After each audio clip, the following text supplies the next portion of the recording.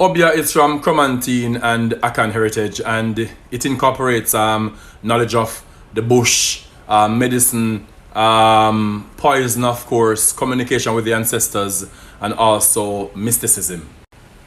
It was first outlawed in 1760 because it was thought that it helped a very successful Taki slave rebellion, the biggest during that time.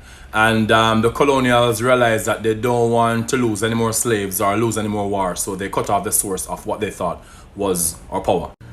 As slavery came to an end, white rulers in the Caribbean made sure that Obeah was still outlawed, and it passed this together under the Vagrancy Act.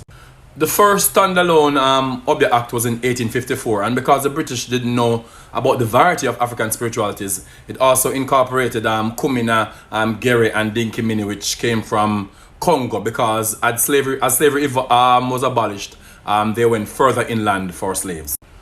One of the arguments behind criminalizing or making Obeah illegal was that the white British writers said that this demonic religious act proved that we were inferior, and thus this justified slavery and white colonial domination.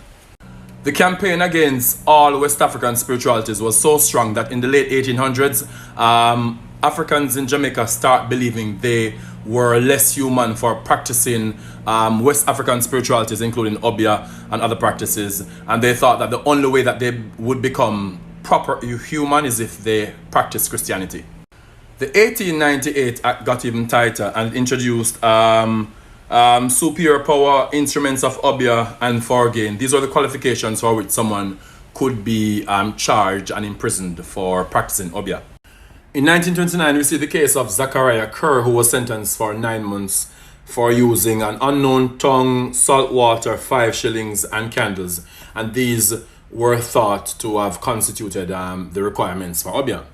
His lawyer was one Norman Washington Manley, and even though the defense team said that, okay, a pastor speaking in tongues is superior power, and the holy water could be used as an instrument of religion, and that offerings paid by people who go to church could be seen as gain, but the Crown found that this situation was different. Thank you for watching.